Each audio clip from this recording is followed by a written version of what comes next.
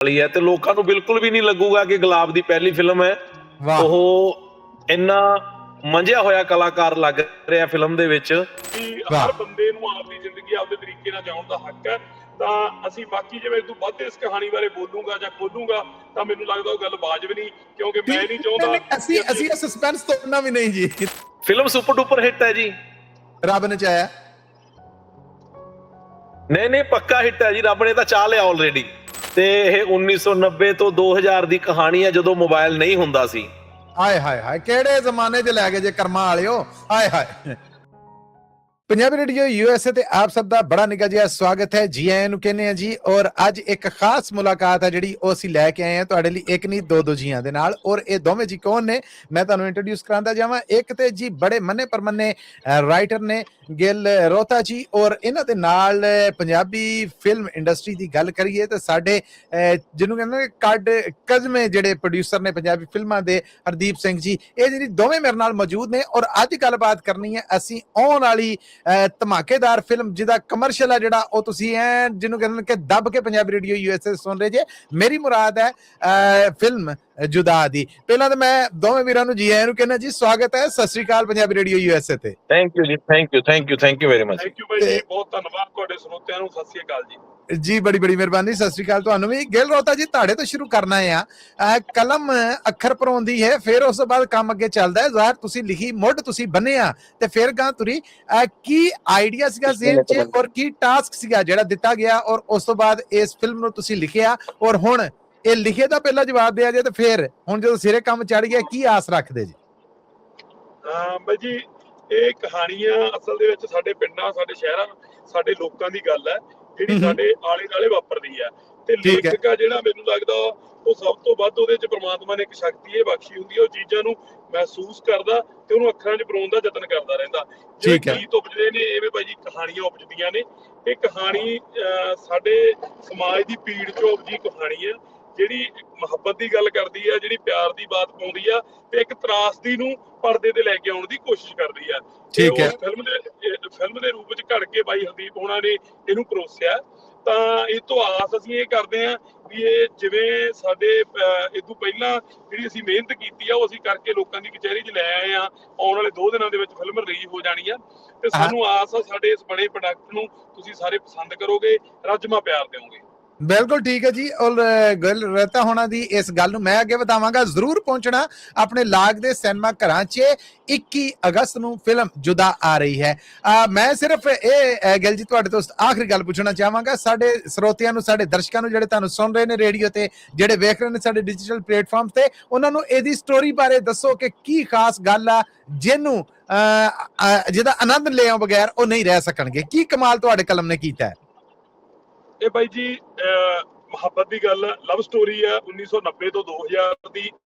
ਰੂਹ ਤੋਂ ਰੂਹ ਤੱਕ ਦੇ ਪਿਆਰ ਦੀ ਗੱਲ ਆ, ਜਿਹੜਾ ਜਿਸਮਾਂ ਤੋਂ ਬਹੁਤ ਪਾਸੇ ਆ, ਜਿਹੜਾ ਮੁਹੱਬਤ ਜਿਹੜੀ ਸ਼ਿੱਦਤ ਨਾਲ ਕੀਤੀ ਗਈ ਮੁਹੱਬਤ ਦੀ ਗੱਲ ਆ। ਜਿਹੜੇ ਬੰਦੇ ਉਸ ਦੌਰ ਨੂੰ ਜਿਨ੍ਹਾਂ ਨੇ ਹੰਢਾਇਆ ਜਾਂ ਜਿਨ੍ਹਾਂ ਨੇ ਸਾਡੇ ਵਰਗਿਆਂ ਨੇ ਉਸ ਦੌਰ ਦੇ ਕਿੱਸੇ ਕਹਾਣੀਆਂ ਸੁਣੇ ਨੇ, ਜਾਂ ਜਿਹੜੇ ਹੋਣ ਵਾਲੇ ਬੱਚੇ ਨੇ ਜਿਹੜੇ ਉਸ ਦੌਰ ਦੀ ਮੁਹੱਬਤ ਨੂੰ ਬਹੁਤ ਸ਼ੁੱਧ ਮੰਨਦੇ ਨੇ, ਉਸ ਪਵਿੱਤਰ ਮੰਨਦੇ ਨੇ, ਉਹਨਾਂ ਪਿਆਰ ਕਰਨ ਵਾਲਿਆਂ ਦੀ 2 ਜਣਿਆਂ ਦੀ ਗੱਲ ਆ ਜਿਹਨੂੰ ਦੇਖ ਕੇ ਤੁਸੀਂ ਜਾਣੀ ਕਿ ਮੈਂ ਕਹਿੰਦਾ ਵੀ ਇੱਕ ਇਹੋ ਜਿਹਾ ਚੰਗਾ ਮੈਸੇਜ ਲੈ ਕੇ ਜਾਓਗੇ ਜਿਹੜਾ ਤੁਸੀਂ ਆਪਦੇ ਬੱਚਿਆਂ 'ਚ ਵੀ ਕਨਵੇ ਕਰੋਗੇ ਵੀ ਹਰ ਬੰਦੇ ਨੂੰ ਆਪਦੀ ਜ਼ਿੰਦਗੀ ਆਪਦੇ ਤਰੀਕੇ ਨਾਲ ਜਿਉਣ ਦਾ ਹੱਕ ਹੈ।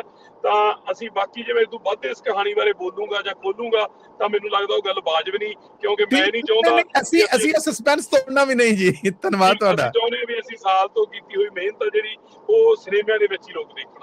ਬਿਲਕੁਲ ਠੀਕ ਹੈ, thank you so much Gill Rohta ji. ਆਓ ਜੀ, ਹੁਣ ਸਾਡੀ ਕਚਹਿਰੀ 'ਚ ਆਪ ਸਭ ਦੇ ਰੂਬਰੂ ਨੇ ਜੀ। ਮੇਰੀ ਮੁਰਾਦ ਹੈ ਹਰਦੀਪ ਸਿੰਘ ਜੀ ਤੋਂ, ਜਿਨ੍ਹਾਂ ਨੇ ਇਸ ਤੋਂ ਪਹਿਲਾਂ ਵੀ ਕਮਾਲ ਵਿਖਾਏ ਔਰ ਹੁਣ ਜੁਦਾ ਹੈ ਜਿਹੜੀ। ਹਰਦੀਪ ਜੀ, ਦਿਲ ਦੀਆਂ ਧੜਕਣਾਂ ਤੇਜ਼ ਨੇ?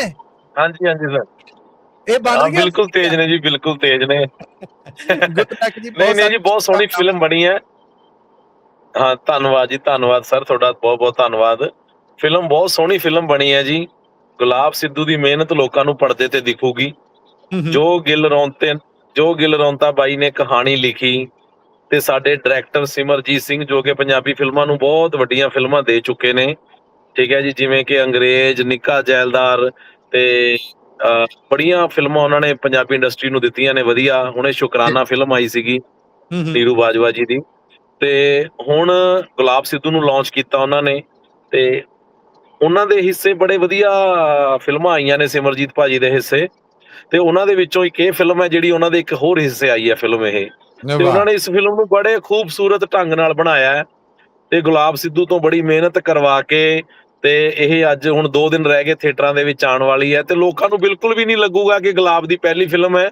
ਉਹ ਇੰਨਾ ਮੰਝਿਆ ਹੋਇਆ ਕਲਾਕਾਰ ਲੱਗ ਰਿਹਾ ਫਿਲਮ ਦੇ ਵਿੱਚ, ਠੀਕ ਹੈ ਜੀ, ਤੇ ਲੋਕਾਂ ਨੂੰ ਐ ਲੱਗੂਗਾ ਕਿ ਗੁਲਾਬ ਪਤਾ ਨਹੀਂ ਕਿੰਨੀਆਂ ਫਿਲਮਾਂ ਕਰ ਚੁੱਕਿਆ ਪਹਿਲਾਂ। ਹਰਦੀਪ ਜੀ ਤੁਸੀਂ ਐਕਸਾਈਟਮੈਂਟ ਵਧਾ ਦਿੱਤੀ ਹੈ, ਹੁਣ ਬੀਇੰਗ ਪ੍ਰੋਡਿਊਸਰ ਇਸ ਫਿਲਮ ਤੋਂ ਜੋ ਆਸ ਰੱਖਦੇ ਜੀ ਜ਼ਰਾ ਉਹ ਵੀ ਦੱਸ ਦਵੋ। ਫਿਲਮ ਸੁਪਰ ਡੁਪਰ ਹਿੱਟ ਹੈ ਜੀ, ਰੱਬ ਨੇ ਚਾਹਿਆ। ਨਹੀਂ ਪੱਕਾ ਹਿੱਟ ਹੈ ਜੀ, ਰੱਬ ਨੇ ਤਾਂ ਚਾਹ ਲਿਆ ਆਲਰੇਡੀ। ਠੀਕ ਹੈ, ਕੀ ਦਰਸ਼ਕਾਂ ਨੂੰ, ਕੀ ਸਰੋਤਿਆਂ ਨੂੰ ਕਹੋਗੇ ਇਸ ਫਿਲਮ ਦੇ ਬਾਰੇ ਕਿ ਇਸ ਫਿਲਮ ਨੂੰ ਉਹ ਕਿਉਂ ਮਿਸ ਨਾ ਕਰਨ, ਲਾਜ਼ਮੀ ਕਿਉਂ ਜਾਣ, ਕੀ ਖੂਬੀ ਹੈ? ਇਹਦੇ ਵਿੱਚ ਖੂਬੀ ਇਹ ਹੈ ਜੀ, ਇਹਦੇ ਵਿੱਚ ਇੱਕ ਮਾਂ ਤੇ ਪੁੱਤ ਦਾ ਪਿਆਰ ਹੈ, ਇੱਕ ਮੁੰਡੇ ਦਾ ਕੁੜੀ ਨਾਲ ਪਿਆਰ ਹੈ, ਤੇ ਇੱਕ ਯਾਰ ਦਾ ਯਾਰ ਨਾਲ ਪਿਆਰ ਹੈ, ਠੀਕ ਹੈ ਜੀ, ਤੇ ਇਹ 1990 ਤੋਂ 2000 ਦੀ ਕਹਾਣੀ ਹੈ, ਜਦੋਂ ਮੋਬਾਈਲ ਨਹੀਂ ਹੁੰਦਾ ਸੀ। ਹਾਏ ਹਾਏ ਹਾਏ, ਕਿਹੜੇ ਜ਼ਮਾਨੇ 'ਚ ਲੈ ਗਏ ਜੇ ਕਰਮਾਂ ਵਾਲਿਓ, ਹਾਏ ਹਾਏ। ਹਾਂਜੀ, ਤੇ ਮੋਬਾਈਲ ਆਉਣ ਤੋਂ ਪਹਿਲਾਂ ਦੀ ਲਵ ਸਟੋਰੀ ਹੈ, ਤੇ ਬਹੁਤ ਵਧੀਆ ਤਰੀਕੇ ਨਾਲ ਗਿੱਲ ਰੌਂਤੇ ਬਾਈ ਨੇ ਲਿਖੀ ਹੈ, ਤੇ ਉਹਨੂੰ ਲੋਕਾਂ ਨੂੰ ਇਹ ਫਿਲਮ ਇਸ ਕਰਕੇ ਦੇਖਣ ਜਾਣਾ ਚਾਹੀਦਾ ਹੈ ਕਿ ਵੀ 1990 ਤੋਂ ਜਦੋਂ ਮੋਬਾਈਲ ਨਹੀਂ ਹੁੰਦਾ ਸੀ, ਉਦੋਂ ਕਾਲਜ ਦੇ ਵਿੱਚ ਕਿੱਦਾਂ ਪਿਆਰ ਹੁੰਦਾ ਸੀ, ਉਦੋਂ ਪਿੰਡ ਦੇ ਵਿੱਚ ਕਿੱਦਾਂ ਪਿਆਰ ਹੁੰਦਾ ਸੀ, ਉਦੋਂ ਯਾਰੀ ਦੋਸਤੀਆਂ ਕਿੱਦਾਂ ਦੀਆਂ ਹੁੰਦੀਆਂ ਸਨ, ਤੇ ਉਦੋਂ ਮਾਂ ਪੁੱਤ ਦਾ ਪਿਆਰ ਕਿੱਦਾਂ ਦਾ ਹੁੰਦਾ ਸੀ। ਅੱਜ ਕੱਲ ਮਾਂ ਪੁੱਤ ਦਾ ਪਿਆਰ ਹੁੰਦਾ ਹੈ ਕਿ ਮੋਬਾਈਲ ਫੜਾ ਦਿਓ ਬੱਚੇ ਨੂੰ, ਚਲੋ ਜੀ ਹੋ ਗਿਆ ਪਿਆਰ। ਵਾਹ, ਠੀਕ ਹੈ ਨਾ ਜੀ, ਤੇ ਉਹ ਪਿਆਰ ਦੀ ਕਹਾਣੀ ਹੈ ਕਿ ਇਹਨੂੰ ਆਪਾਂ ਇਕੱਲੇ ਕੁੜੀ ਮੁੰਡੇ ਨੂੰ ਨਹੀਂ ਲੈ ਕੇ ਚੱਲ ਸਕਦੇ ਕਿ ਇਕੱਲੇ ਕੁੜੀ ਮੁੰਡੇ ਦੇ ਪਿਆਰ ਦੀ ਕਹਾਣੀ ਹੈ ਇਹਦੇ ਵਿੱਚ ਬਹੁਤ ਚੀਜ਼ਾਂ ਤੋਂ ਬੰਦਾ ਜੁਦਾ ਹੁੰਦਾ ਹੈ, ਤੇ ਉਸ ਜੁਦਾਈ ਦੀ ਕਹਾਣੀ ਹੈ। ਕੀ ਬਾਤ ਹੈ, ਯਾਨੀ ਲਵ ਸਟੋਰੀ ਸਿਰਫ ਨਿਰੀ ਲਵ ਸਟੋਰੀ ਨਹੀਂ, ਇਹ ਲਵ ਸਟੋਰੀ ਦਾ ਮਤੰਜਣ ਹੈ। ਬਿਲਕੁਲ ਜੀ, ਬਿਲਕੁਲ। ਥੋੜੇ ਪਾਕਿਸਤਾਨ 'ਚ ਵੀ ਲੱਗ ਰਹੀ ਹੈ ਫਿਲਮ ਸਾਰੇ ਜਗ੍ਹਾ, ਤੇ ਤੁਸੀਂ ਉਧਰ ਵੀ ਸੁਨੇਹਾ ਦਿਓ ਸਾਰਿਆਂ ਨੂੰ, ਠੀਕ ਹੈ, ਕਿ ਫਿਲਮ ਜ਼ਰੂਰ ਦੇਖਣ। ਜੇ ਤੁਹਾਡਾ ਸੁਨਾਹ ਗਲੋਬਲੀ ਪੰਜਾਬੀ ਰੇਡੀਓ USA ਰਾਹੀਂ ਪੂਰੀ ਦੁਨੀਆ ਤੱਕ ਪਹੁੰਚ ਗਿਆ, ਔਰ ਬਹੁਤ ਬਹੁਤ ਧੰਨਵਾਦ ਜੀ, ਧੰਨਵਾਦ।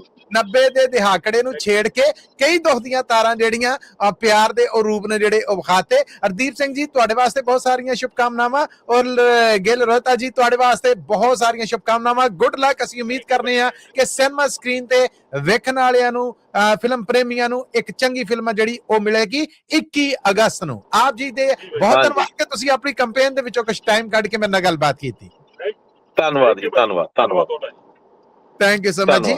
ਇਹ ਸਨ ਜੀ ਉਹ ਜੀ ਜਿਹੜੇ ਆਪਣੇ ਕੰਪੇਨ ਦੇ ਉੱਤੇ ਵੀ ਮੌਜੂਦ ਸਨ ਔਰ ਸਾਡੇ ਨਾਲ ਵੀ ਸਨ।